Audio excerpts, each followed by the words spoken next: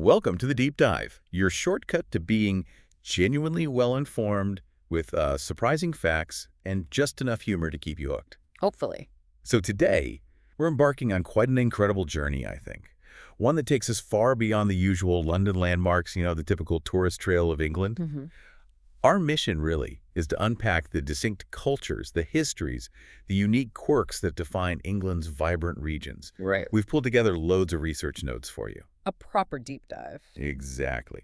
And as we explore, I want you, the listener, to maybe ask yourself, what really makes a place unique? Is it just the accent, or is there something, I don't know, deeper, something woven into the traditions, the food, the spirit of the people? That's precisely what we're aiming for. This dive is really designed to reveal how everything from geography, historical events, even just everyday community life has sculpted these incredibly diverse regional identities. And you're going to hear some surprising facts, I promise. And you'll definitely pick up on the deep-seated pride that resonates in each corner of this country. Oh. It's a real tapestry of defiance, charm, innovation. Sounds fascinating. Yeah. So where do we start? Let's begin by heading southwest to a corner of England that, well, often feels like a world unto itself. Okay, let's unpack this. First stop, southwest England. We're focusing on Cornwall and Devon. And straight away, you get this sense of a proud Celtic identity in Cornwall, don't you? Oh, absolutely. It's got a distinct history, its own flag, Yeah. even a revived language. Kernawick, is that how you say it? Kernawick, yeah. And looking at the notes, it feels deeply tied to its mining past, fishing, maritime lore. It's almost like it's saying, look, we might be part of England, but we're Cornish first. Right, a strong sense of self. Precisely. And then right next door, you've got Devon, which offers maybe a more classically English rural charm, quaint villages, the vast moorland, Dartmoor, Exmoor, a strong agricultural backbone. It's still coastal too, right? Oh, yes, alongside its own significant maritime traditions. What's truly striking about the overall culture down there is how deeply it's rooted in seafaring, farming, folklore, and a fierce local pride. Fierce. Well, you see this dynamic, don't you? Popular tourism thrives, it's beautiful, people flock there.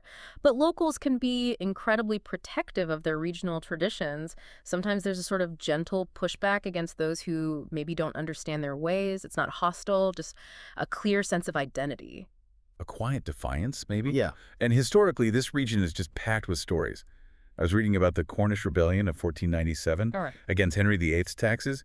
That's quite bold for the time. It absolutely is. That rebellion perfectly encapsulates Cornwall's independent spirit, even back then. And you mentioned Cornwall's ancient tin mining boom. It was once a global center for tin. Hard to imagine now. Really, a global center. Yeah. And from Devon, of course, you have huge figures like Sir Francis Drake, his voyages, defeating the Spanish Armada in 1588. That's Devon history. And the coastlines themselves have stories. Oh, the rugged coastlines.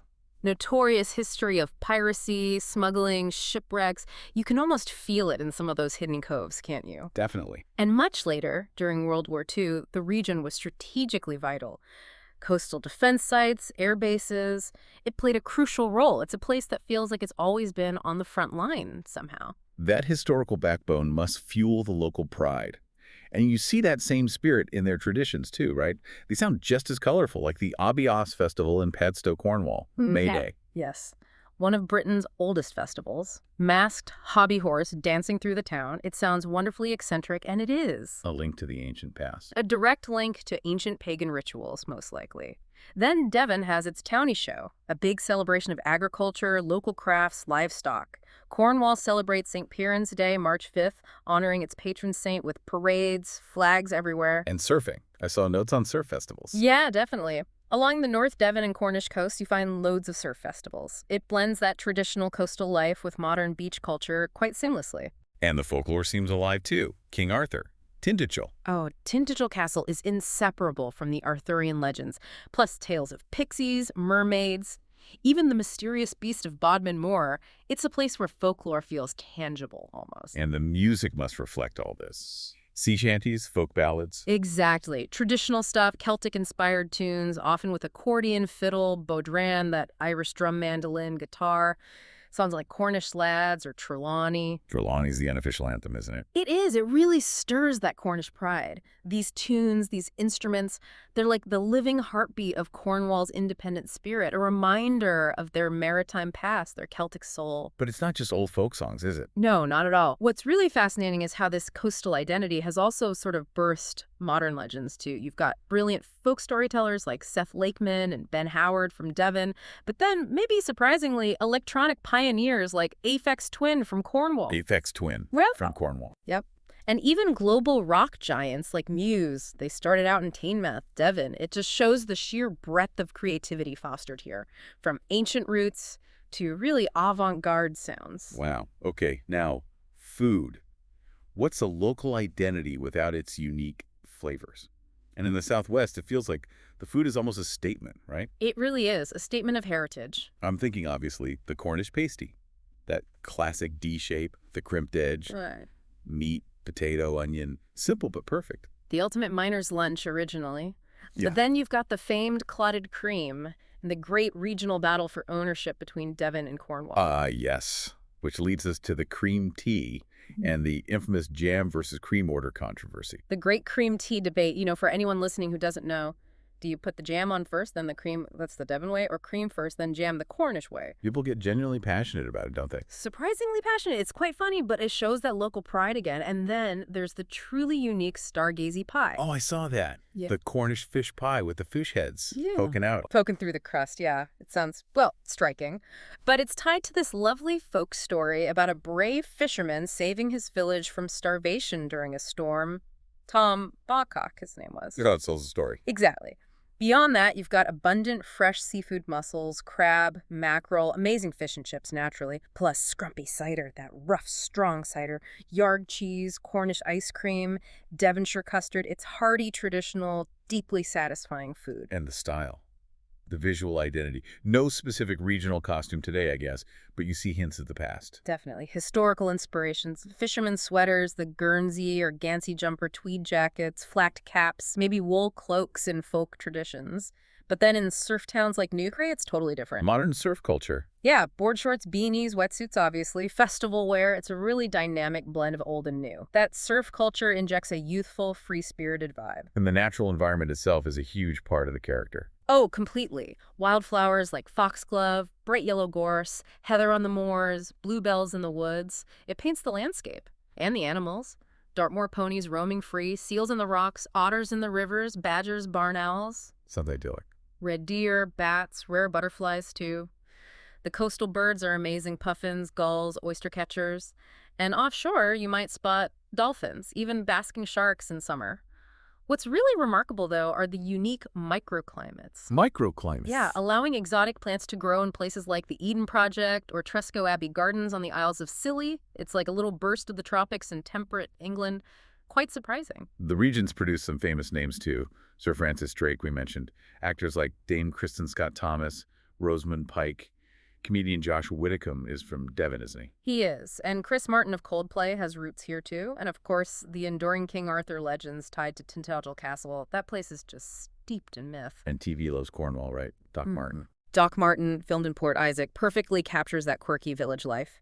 And literature and TV like Poldark, Rebecca, The Shell Seekers, all vividly set there. Cornwall's just a massively popular filming location. Its beauty is so untamed. Iconic spots like St. Michael's Mound, Land's End. Tintagel, the Minack Theater carved into the cliff. Amazing place.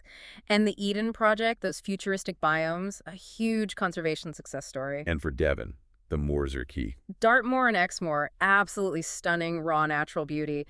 Then you have historic Plymouth, the cathedral city of Exeter, the classic seaside resort Torquay, and Clovelly, that impossibly picturesque village tumbling down the cliff. So much to see. And finally, the language ties it all together. You mentioned Kernewick, the Cornish language revival. Yes, it's appearing on street signs, used in festivals. People are learning it. It's a real statement. And both counties have these distinct, quite melodic rural dialects. Any phrases we should know? You'll hear proper job for well done.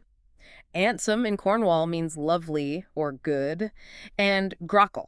That's slang for a tourist in both Devon and Cornwall. Usually said with a bit of a knowing chuckle. Grockle. Got it. My absolute favorite, though, is dreckly.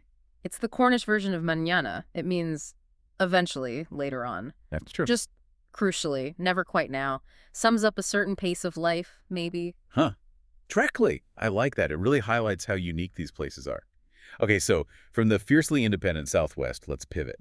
We're heading east now to southeast England, Kent and Sussex. Ah, the Garden of England. Exactly. Kent especially gets that nickname. Famous for its orchards, hops, lush countryside. Right. It seems to have strong links to maybe Anglican tradition, country living, a rich literary heritage. Feels different from the Southwest already. You've hit on it perfectly. It's often seen as a blend of historic refinement and rural charm. It projects a quieter, perhaps more understated cultural confidence compared to the Celtic fire of Cornwall. And Sussex. Sussex has a slightly more coastal and, I'd say, artistic spirit, especially in places like Brighton, which is very vibrant, and historic Hastings.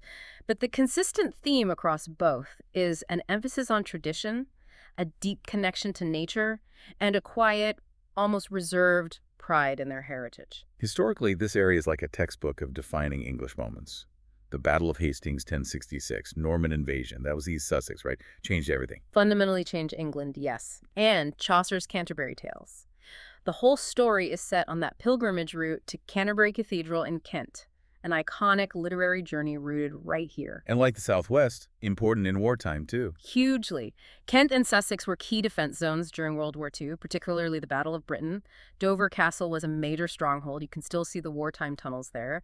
And beneath the surface, there's evidence everywhere of Roman and Saxon settlements, mosaics, ruins, layers upon layers of history. And smuggling again. Seems to be a coastal theme. Definitely. This region also has its history of smuggling along the coastlines, especially around Rye, Folkestone, Hastings. Picturesque towns now, but with shadowy pasts, tales of illicit goods, hidden tunnels. It's all woven into the fabric of those old places. So beyond the big historical markers, what about the living traditions? What really brings the Southeast to life today? Well, many traditions are tied to its agricultural roots and history. You'll find hop-picking festivals, especially in Kent, reflecting that brewing heritage. They're great community events. And Bonfire Night. I read Lewis is huge. Lewis Bonfire Night in Sussex is legendary, one of the UK's biggest, most dramatic celebrations.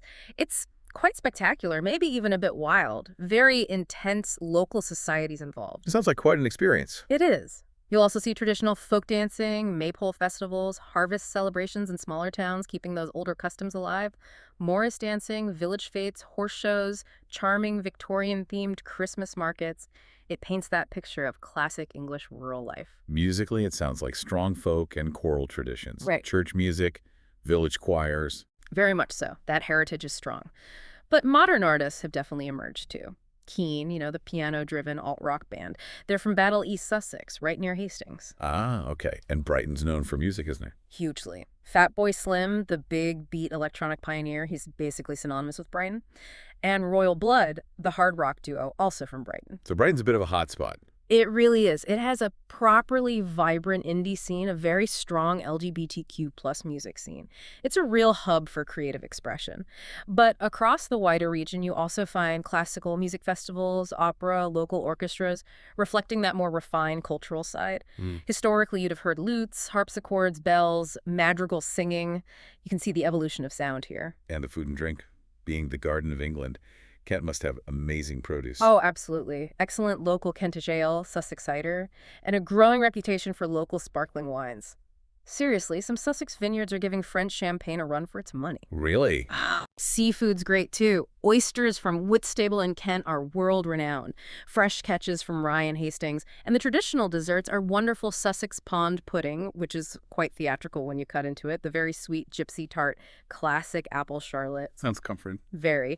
Hearty meals like a ploughman's lunch, roast lamb with local veg. A real Kentish specialty is the huffkin, a type of bread roll traditionally eaten with cherries or jam. And the seasonal stuff is fantastic. Asparagus, cherries, game in the autumn, elderflower, wild garlic, celebrating the bounty of the land. Style-wise, I picture that classic countryside look. Tweed, wellies. Yeah, historically. Tweed, wool, floral dresses, Wellington boots, that definitely informs the modern style, which often leans towards tasteful, understated, equestrian influences, heritage fashion, neat outerwear. But Brighton throws a complete curveball. It's much more bohemian, expressive, loads of vintage shops, vibrant colors, strong queer fashion influences. It's very individualistic. And Sussex's festival scene and coastal towns add that free-spirited, artistic touch. So the region's style is actually surprisingly diverse. And the environment lives up to the name. It really does. Hop gardens, vast orchards, apples, cherries, pears, fragrant lavender fields, wild roses, bluebells, carpeting woodlands, ancient beech forests. It's beautiful. And wildlife. Lots of classic English wildlife. Badgers, foxes, deer, hedgehogs, stoats, tiny harvest mice. Birdsong everywhere, nightingales, woodpeckers, swans, barn owls, kestrels. Butterflies and bees thrive in the wildflower meadows. And along the coast, seals, oyster catchers. It truly is a garden. Sounds lovely. And it's been home to some major figures. Literary giants Jane Austen, Virginia Woolf, H.G. Wells all spent time or wrote here. David Bowie lived in Beckenham, Kent for a while. And Alan Turing's vital wartime code-breaking work at Bletchley Park, while not strictly southeast, its impact and legacy are deeply felt, tied into that regional history of defense and innovation. And popular culture reflects this. Definitely. TV shows like Foyle's War, set in Hastings during WWII, The Larkins capturing that Kentish country life, Map and Lucia, set in Rye. They showcase the charm and history. Big films like The Others or Atonement have used the region's grand stately homes as backdrops. And Brighton Pride. One of the UK's biggest and best LGBTQ plus events. A massive celebration. Iconic locations are everywhere. Canterbury Cathedral, the spiritual heart of the Church of England, the symbolic white cliffs of Dover, fairy tale castles like Leeds Castle, Hever Castle, Anne Boleyn's childhood home, Arundel Castle, Bodiam Castle. So many castles. It's Castle Central, and the dramatic Seven Sisters Cliffs in Sussex, just stunning coastal scenery. Brighton itself is such a contrast. Progressive, creative, the pier, the Royal Pavilion, the lanes for shopping. A unique city. And you have all those other lovely, characterful towns. Rye, Tunbridge Wells, Folkestone, Chichester, Hastings, each with its own story. And the language. A mix of accents. Yeah, accents vary from quite posh, received pronunciations, Southern English in some areas, to more relaxed coastal tones, especially around Brighton. There are some fading Sussex dialect words like dirt for great or big, and a mardy for moody, though you might hear that more in the north or Midlands now. Any local greetings? You might hear, all right, me duck, which has sort of bled over from eastern regions, quite friendly. A common saying is jam tomorrow, meaning hope for future rewards, often said a bit wryly. Kent's motto is invicta, Latin for unconquered, tied to resisting the Normans. Invicta. Strong. And locals often joke, Brighton's not England, it's its own planet, which, if you spent time there, kind of makes perfect sense. Right. From the Garden of England, let's head north. Northeast England. A place known for, well, industrial grit and that unmistakable Geordie pride. That's it. Famous for working-class solidarity, loyalty, great humor, and a very straight-talking nature. And strong identities within the region, too. Absolutely. People from Newcastle are proudly Geordies. People from Sunderland are Mackhams. Distinct identities, fierce local pride. The whole cultural fabric was woven from coal mining, shipbuilding, steelwork. Those industries built strong, resilient communities. And football is huge. Immense. Loyalty to local clubs, especially Newcastle United, the Toon Army, is almost religious. There's often a strong us versus the rest feeling, which goes beyond football. It's a core part of the philosophy. Despite the hardships. Yes, despite historical economic hardship, the people are famously welcoming, friendly, very community-driven. Modern Newcastle also has a well-known lads culture and a really buzzing nightlife, a real energy about the place. Historically, you've got Hadrian's Wall cutting right across here, Roman frontier. Massive historical marker. And Durham Cathedral and Castle, incredible medieval structures, centers of religious and political power for centuries. This whole area was part of the ancient kingdom of Northumbria, saw loads of conflict between Anglo-Saxons and Vikings. And then the Industrial Revolution hit hard. Oh, it was a powerhouse. Coal, iron, ships, trains. Stephenson's rocket locomotive was developed here. It fueled the British Empire. But that industrial past also brought hardship. The Jarrow March in 1936, unemployed workers marching to London, a powerful symbol of protest against poverty. And difficult times later, too. Heavy bombing in World War II because of the shipyards and industry. And the 1980s miners' strikes. That deeply affected the region's identity and economy. The closure of the pits left scars that are still felt today. Given that powerful, often tough history, what traditions really capture the Northeast spirit today? Many traditions directly honor that working-class heritage. The Dua Miners Gala, the big meeting, is incredible. An annual celebration of mining history with union banners, brass bands marching, speeches. It's very moving, very powerful. Still going strong. Absolutely. Bonfire night is a big deal, too. Lots of large community events.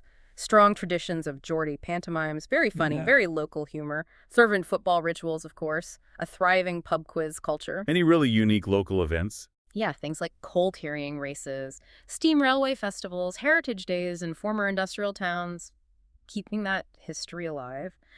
And brass band competitions are still a significant part of the culture, rooted in the colliery bands. The sound of brass is very evocative here. The music scene sounds really rich. Folk, brass bands, but also punk, rock. It's incredibly diverse. You've got iconic songs like Bladen Races, the ultimate Geordie folk anthem, or Fog on the Tyne by Lindisfarne, capturing that sense of place. And big names came from here. Loads. Sting is from Wallsend. Mark Knopfler and Dire Straits started in Newcastle. Modern artists like Sam Fender, whose lyrics really tackle social issues, he's carrying that torch. The Animals, House of the Rising Sun, they were Geordies, Maximo Park, the Future Heads. Quite a legacy. It is. The instruments often reflect the history. Acoustic guitar for folk, the brass bands, folk fiddle, those colliery band horns.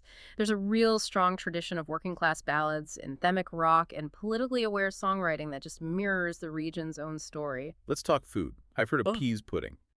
Peas pudding. A yellow split pea mash, often served hot in a stoddy cake with ham or bacon. Delicious. Stoddy cake. It's a type of bread, soft, round, quite dense, maybe slightly chewy, perfect for sandwiches. You've also got pan-Haggerty layers of potato, onion, cheese, baked. Proper comfort food.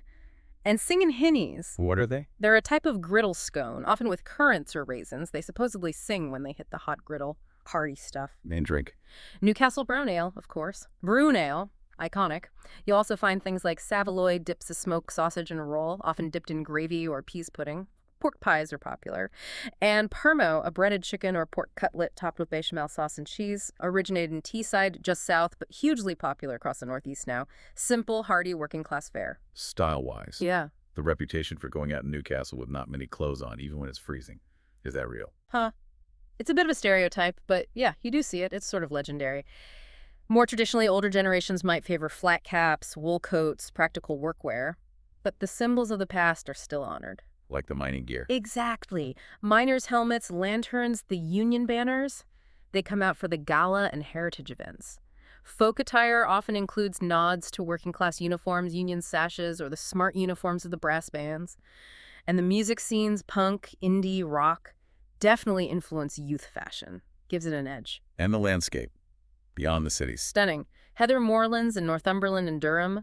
Ferns, bluebells, wild daffodils in the spring. Really beautiful, quite wild in places. The wildlife there. Anything stand out? What's really special, I think, are the protected red squirrels. Kielder Forest is one of their last big strongholds in England. Seeing them is a real treat. You also get kestrels, buzzards, curlews, grouse on the moors, otters, badgers, hedgehogs, foxes near rivers and woods. And the coast. The cliffs are amazing for seabirds, puffins, guillemots, kittiwakes, plus gulls and seals. And the rivers, like the Timing Wear, are much cleaner now, supporting salmon and trout again, which is great to see. People and pop culture. TV hosts, Ant and Dec, must be the most famous Geordies alive. Probably. National treasures. Rowan Atkinson, Mr. Bean, is from County Durham. Cheryl, the singer.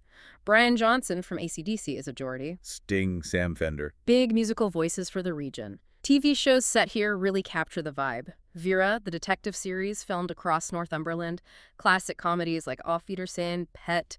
The kids' drama Biker Grove launched Ant and Dec. Even reality TV like Geordie Shore, though maybe a bit controversial, reflects a certain aspect of modern Newcastle life. The ballers are heroes. Oh, massive heroes. Alan Shearer is practically worshipped in Newcastle. Pop culture here really celebrates that working class pride, the humor, the underdog spirit. Key landmarks. Newcastle must have some icons. Definitely. The Tyne Bridge is probably the most famous symbol. The elegant Georgian architecture of Grey Street. St. James's Park, the football stadium towering over the city. The Baltic Center for Contemporary Art in that converted flour mill. And just outside, the Angel of the North sculpture in Gateshead. That huge rusty angel welcoming you. A powerful symbol of rebirth. And Durham. Durham's stunning. The cathedral and castle, a UNESCO World Heritage Site, dominating the peninsula above the river. Just a beautiful medieval university city. And Hadrian's Wall, of course, stretching across the country. Ancient ruins, incredible walks, a tangible link to Roman Britain. Any museums that capture the essence. Beamish Museum is fantastic. It's an open-air museum where they've rebuilt streets and buildings from different eras of Northeast life. You really feel like you've stepped back in time. Other gems include Coatl Tynemouth, Alnwick Castle used as Hogwarts in the early Harry Potter films, the vast Kielder Water in Forest Park, and the dramatic Bamburgh Castle on the coast. And finally, the language. That famous Geordie dialect. It's wonderful, isn't it? Very musical, warm, really distinctive. You need to tune your ear in sometimes. Key slangs. Loads. Howie man means come on. Way I is like, yes, absolutely. Canny means nice or good, like a canny cup of tea or she's canny. Pet is a common term of endearment, like all right, pet.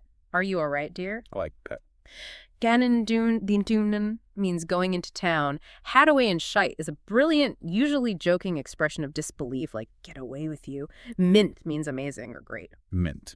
Okay. The nickname, the tune, for Newcastle and its football team is everywhere. Regional pride is fierce chant songs, even tattoos. It's no wonder the Geordie accent is often voted one of the UK's friendliest and most trusted. It just sounds welcoming. Right, so we've done the Southwest Defiance, the Southeast's Garden, the Northeast's Grit. Now, another powerhouse region, Northern England, but this time thinking more Liverpool, Manchester, Yorkshire. Still northern, but maybe different again. Yes, definitely distinct flavors here too, though sharing some of that working-class pride, straight-talking nature, community loyalty, and dry humor we heard about in the Northeast. So what sets, say, Liverpool or Manchester apart? Or Yorkshire? Well, Liverpool and Manchester, I think, have this incredible legacy of resistance, radicalism, and massive artistic explosion, often born from really tough times. Think music, politics, social change. Yorkshire. Yorkshire has such a deeply ingrained regional identity. Many Yorkshire folk genuinely see it almost as a country within a country. Fiercely proud, fiercely independent. And that us versus them feeling with London. Oh, it's palpable across the North, but maybe especially strong here. You see it in sports rivalries and how the media portrays the North, in debates about funding and investment, HS2 rail link debates, for example. It creates a shared Northern identity that often transcends the old county lines. And then common grounded. Deep love for football, its lifeblood. Pubs as community hubs. Local music scenes that change the world. And the unique Northern soul dance scene. The phrase, proud to be Northern, is absolutely a core philosophy. A real badge of honor. Historically, this was the engine room of the Industrial Revolution, wasn't it? Manchester as Cottonopolis. The world's first industrial city. Liverpool was this massive port city, vital for transatlantic trade, including, tragically, the slave trade, and later shaped hugely by Irish immigration, especially after the famine. And Manchester wasn't just about cotton. No, it was a hotbed of working-class political activism. The Chartist movement for voting rights had strong roots here. The Peterloo Massacre in 1819, where cavalry charged peaceful pro-democracy protesters, a defining moment of state brutality. Tough times continued later. Both cities, particularly Liverpool, suffered devastating bombing in World War II, the Blitz. Then the 1980s brought huge decline. Factory closures, mass unemployment, intense political clashes with Margaret Thatcher's government. Deep scars were left. And Hillsborough. The Hillsborough disaster in 1989. The football stadium crush, where 97 Liverpool fans tragically died. The decades-long fight for justice became this incredibly powerful symbol of Northern solidarity and defiance against the establishment. It changed football and the country. But it's bounced back. Absolutely. Despite all that, the region's undergone this incredible cultural renaissance. Arts, tech, music. There's so much energy and reinvention now. Real resilience. Traditions seem passionate. Football especially. The rivalries. Liverpool versus Manchester United is one of the biggest rivalries in world sport. The Sheffield Derby between Wednesday and United, the Leeds rivalries, they're more than just games. Deep expressions of local identity, history, pride. And Yorkshire Day. August 1st, a huge celebration of Yorkshire pride. White rose flags everywhere, parades, readings of the Yorkshire Declaration of Integrity. They take it very seriously. And Northern Soul. Those all-nighters, especially historically in places like the Wigan Casino, now more in cities like Leeds. People dancing acrobatically all night to rare American soul records from the 60s. It's a unique subculture, still going strong. What else? Big Christmas markets in Manchester and Leeds. Diverse community festivals. The Leeds West Indian Carnival is one of the oldest in Europe. Vibrant pride events. And those everyday traditions. A proper Sunday roast, maybe pie and pint Sundays, brack bands playing in parks, the ever-present pub quizzes, all central to the social fabric. Musically, well, where do you even start? Liverpool gave us the Beatles. Changed everything. Completely reshaped popular music, but also Jerry and the Pacemakers, the Lost Echo and the Bunnymen, a certain Merseyside sound. And Manchester, the list is huge. Incredible. The Smiths, Joy Division, New Order, the Stone Roses, Oasis, Happy Mondays, take that, the 1975 rapper H more recently. Just wave after wave of influential bands. Rochester. That late 80s, early 90s scene, blending rock, rave, acid house. Revolutionary, put Manchester firmly on the global music map. And Yorkshire's no slouch either. Arctic Monkeys, Pulp, Def Leppard, The Cribs, Kaiser Chiefs. So many genres. Britpop, indie rock, Northern Soul obviously, grime is big now, especially in Leeds and Sheffield. Dance and house music have deep roots here too. Songs like Oasis's Don't Look Back in Anger or Arctic Monkeys' I Bet You Look Good on the Dance Floor. They're anthems for millions. Okay, food. Yeah. Yorkshire pudding is king, right? Especially with roast beef. Essential. And Scouse that hearty meat and veg stew from Liverpool, hence the nickname for Liverpudlians. It's proper warming food. Other northern staples. Meat and potato pies, black pudding, blood sausage, buddy sandwiches, often simple fillings like bacon or egg, and the infamous chip barm or chip buddy, just chips in a bread roll. Sounds substantial. It is. Parkin, that sticky ginger cake from Yorkshire, often eaten around bonfire night. Lancashire hot pot, another classic stew. Wensleydale cheese, made famous by Wallace and Gromit. And amazing fish and chips, especially from coastal towns like Whitby or Scarborough. And tea is important. Oh, a proper brew. Strong tea, usually Yorkshire tea or Lancashire tea, is fundamental, along with pints of ale in the pub, central to social life. Style-wise, that northern look, puffer jackets, tracksuits, football shirts, caps, often defying the weather. Yeah, it's a distinct look. Practical, maybe a bit street smart. Youth style is definitely influenced by bands like Oasis, Arctic Monkeys, and grime artists. It's got attitude. Differences within the region. Maybe Sheffield and Leeds have a slightly more indie alternative vibe. Manchester has its own confident urban streetwear look. Older generations might still favor flat caps, wool coats, jumpers, timeless, pragmatic. It's often about being pub ready, but still having character. And the landscapes offer a contrast. The dales, the moors.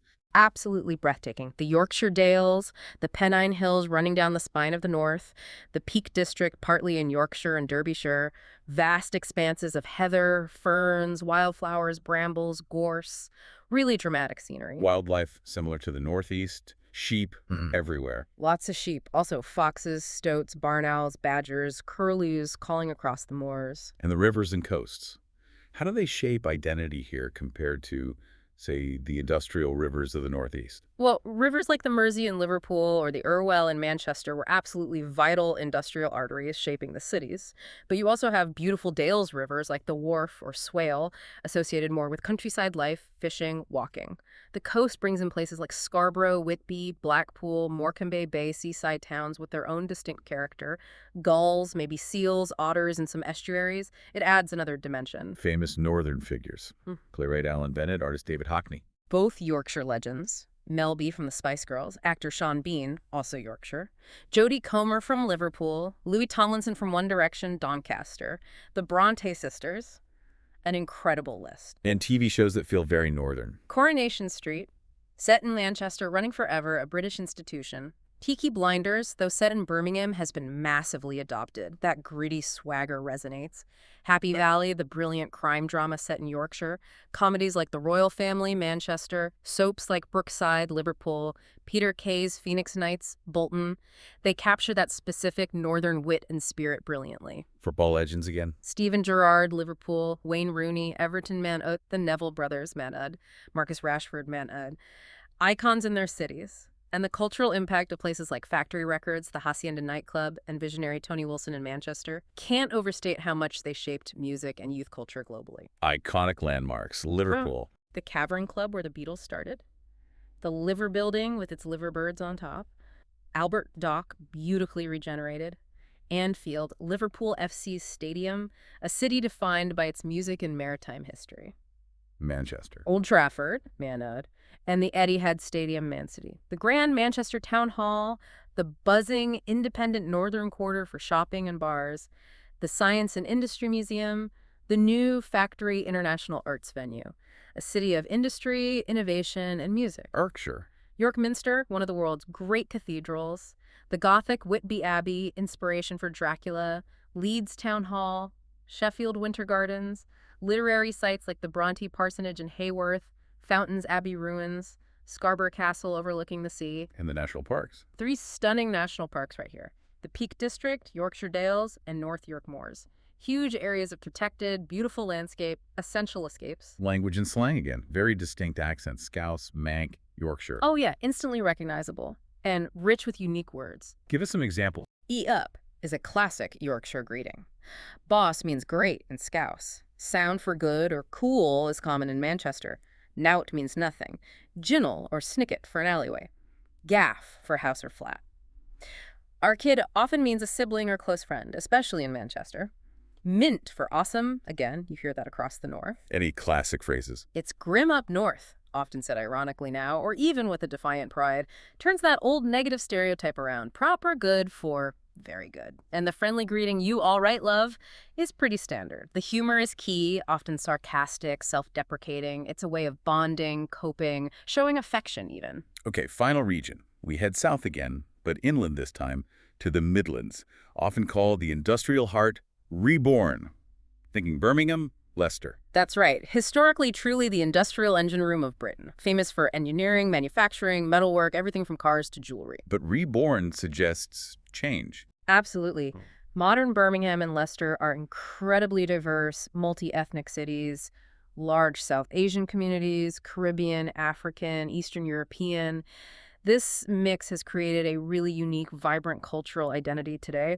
There's still that strong community spirit, pride in hard work and craftsmanship, but it's blended with new influences. So it's not just about the industrial past now. Not at all. It's home to buzzing art scenes, spoken word poetry nights, fantastic food festivals reflecting that diversity, craft traditions. While maybe sometimes overlooked compared to London or the big northern cities, the Midlands prides itself on being authentic, grounded, and quietly influential. It gets on with things, makes things happen. Historically, Birmingham was the workshop of the world. That was the nickname. Incredible manufacturing prowess, and the Lunar Society met there in the 18th century. Intellectuals like James Watt, steam engine improvements, Erasmus Darwin, Charles Darwin's grandfather, discussing science and industry, literally shaping the modern world over dinner. Wow. Any other key industries? Birmingham's gun quarter made firearms for centuries.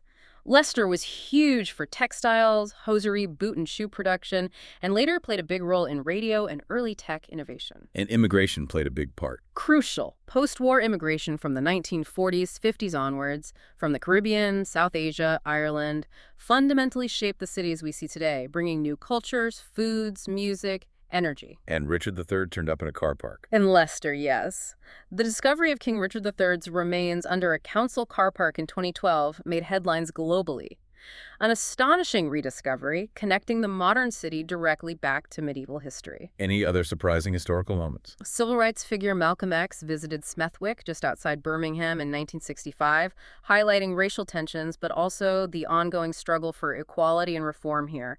It wasn't always an easy integration. So with that rich, complex history, what traditions really showcase the Midlands' unique flavor today? The traditions are a fantastic reflection of that diversity. Diwali in Leicester, the Festival of Lights, is one of the biggest celebrations outside India. The streets around the Golden Mile are just incredible. Birmingham has a major Caribbean festival celebrating music, food, culture. St. George's Day parades, Black History Month events are significant. And Peaky Blinders. The Peaky Blinders phenomenon. Based on a real gang from late 19th, early 20th century Birmingham, the show has become this global cultural touchstone. It's massively boosted tourism and interest in Birmingham's history, influencing fashion, even pub names. What else is popular? Canal boat festivals. Birmingham has more miles of canals than Venice, apparently. Craft beer is big, lots of microbreweries. Street food gatherings are really popular, showcasing that multicultural cuisine. And yes, football derbies, the Birmingham Derby, the East Midlands Derby, and strong local sports loyalty are definitely part of the identity here, too. Musically, this region is the birthplace of heavy metal, right? Black Sabbath, Judas Priest. Absolutely.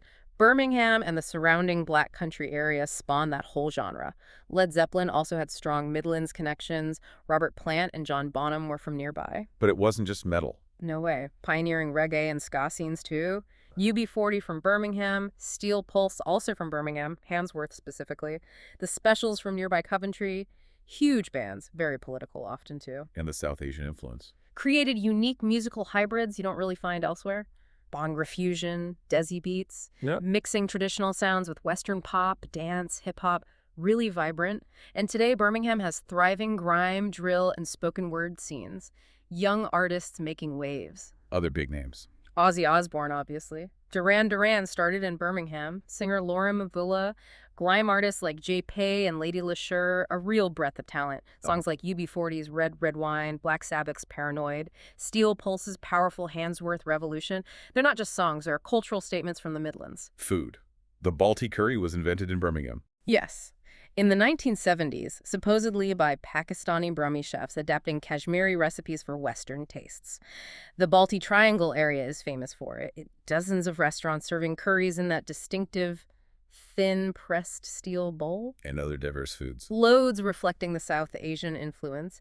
Samosas, roti, naan wraps, amazing halal street food. In urban areas, you'll find Caribbean patties, jerk chicken, rice and peas, plantain, really vibrant flavors. Any traditional English Midlands food. Oh, yes. Pork pies, Melton Mowbray in Leicestershire is famous for them. Faggots and peas, a kind of meatball, often served with gravy, a real local specialty. Steak and kidney pudding, more traditional fare, exists alongside the global cuisines. And Leicester is known for veggie food. Yes, it has really booming vegetarian and vegan food scenes, partly due to the large Hindu and Jain populations, but also just reflecting modern tastes. And we have to mention Cadbury chocolate, originated in Bourneville, Birmingham, still a huge factory and visitor center there. The food scene is a true fusion. What about style? Any Midlands looks? Historically, mod culture, skinheads, punk, all had strong roots or early influences in the Midlands, especially around Coventry and Birmingham. Today, Birmingham is a real hub for streetwear. Tracksuits, trainers, branded caps, sports gear, very urban style. And the Peaky Blinders effect. Huge fashion revival, those tweed Baker Boy caps, vests, long coats, sturdy boots. It's taken historical working class style and made it internationally cool. You see it everywhere. And multicultural influences. Definitely. Leicester's South Asian influence is really visible, especially during festivals like Diwali or weddings. Beautiful saris, shalwar kameez, sherwanis lighting up the streets. It's a real blend. Traditional English elements, modern urban streetwear, and rich multicultural fashion statements all side by side. And the landscape. It's not all industrial. Not at all. The Midlands features both big urban areas, but also classic English rural farmland and countryside, especially in counties like Shropshire, Derbyshire, Herefordshire, Warwickshire, rolling hills, fields, villages. What about plants and animals? Native plants like oak trees, ash, bluebells in the woods, foxgloves, wild garlic. The canals and rivers are surprisingly green corridors, supporting swans, herons, otters, bats, ducks, providing wildlife havens right in the city sometime. Parks are important too. Big city parks like Cannon Hill in Birmingham or Bradgate Park near Leicester, which has deer roaming free, Walleton Hall in Nottingham. They're vital green lungs, home to deer, squirrels, lots of songbirds.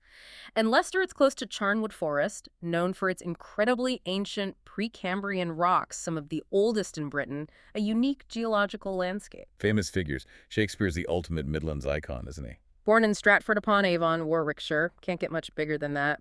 Joseph Chamberlain was a massively influential Birmingham politician and social reformer in the Victorian era. Modern figures. Ozzy Osbourne, the poet Benjamin Zephaniah, powerful voice for Birmingham. Singer Jamelia, rapper Lady LeSure, fashion expert Gok Wan from Leicester.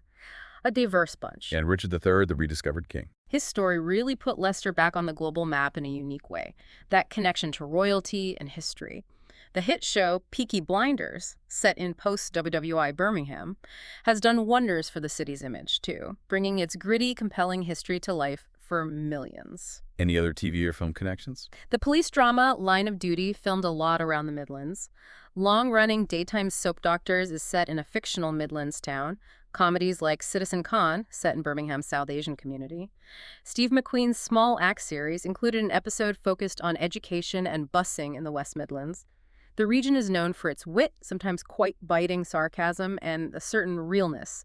Maybe flies under the radar sometimes, but absolutely central to the UK's identity and economy. Key landmarks in Birmingham. The futuristic Bullring Shopping Centre with its iconic Selfridges building, the striking Library of Birmingham, Cadbury World for chocolate lovers, the extensive canal network great for walks or boat trips, the historic jewelry quarter still producing much of the UK's jewelry, Think Tank Science Museum, And Leicester. Leicester Cathedral, where Richard III is now buried, the National Space Center, with its distinctive rocket tower, and the vibrant Golden Mile on Belgrave Road, the heart of the South Asian community, full of shops and amazing restaurants. Other regional gems. Stratford-upon-Avon, Shakespeare's hometown, is a must-visit. Coventry Cathedral, both the ruins of the old one bombed in the war and the striking modern replacement. Ironbridge Gorge in Shropshire, the birthplace of the Industrial Revolution, a UNESCO site. Grand castles like Warwick Castle, Lichfield Cathedral with its 3 spires. Lots to explore. And finally, the language. The Brummie accent from Birmingham. Very distinctive, often unfairly mocked, but it has its own rhythm. And the Leicester accent, sometimes described as warm, maybe a bit nasal, again, very recognizable. Any classic Midland slang. Bab is a classic Birmingham term of endearment, like, all right, Bab. You hear, all right, me duck, more towards the East Midlands, like Nottingham or Derby. Tara a bit means goodbye. Boston is Brummie for brilliant or amazing, like that was a Boston curry. Boston. I like it. Cob is the common word for a bread roll, especially in places like Leicester or Nottingham, a source of endless debate with people who call it a bap, barm cake, or roll. Mashup can mean destroyed or just really tired. And the mottos. Birmingham's motto is simply forward, very fitting for its industrial progressive history.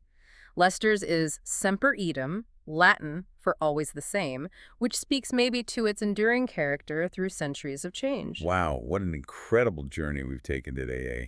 Really diving deep into these distinct regions of England, from, the fiercely independent Celtic echoes of the Southwest, To the quieter confidence of the Southeast, then the industrial grit and those cultural giants of the North. and finishing in the multicultural, resilient heart of the Midlands. It's truly astonishing, isn't it, how much diversity and richness there is, even within what seems like a relatively small nation. It really is. What strikes me is how these seemingly small details, we talked about a local dish, a specific word in the dialect, a slightly peculiar festival, they all weave together to form these deeply rooted, really proud identities. Exactly. They're not just lines on a map, are they? They're living histories, constantly evolving, yes, but somehow holding on to their core essence. It makes you realize just how much personality a place can have. Totally. So, thinking about this for you, our listener, we've explored England, obviously, but maybe it makes you consider what similar surprising regional differences exist where you are, in your own country or even your local area. What specific facts or traditions tell a bigger story about your place and its people? Is there some small detail maybe that you've overlooked? Something that, if you really understood it, might reveal a deeper, more profound identity about where you live? That's a great question. And maybe it leads to a final thought. How do these regional insights encourage us all to look a bit deeper? To question our assumptions about identity, whether it's regional or national, and to truly appreciate that nuanced tapestry of culture even within a country that might seem unified on the surface. Perhaps it's just a reminder that genuine understanding, it doesn't come from broad strokes, does it? It comes from exploring and appreciating the fascinating details, the intricacies that make each place, and indeed each person, unique.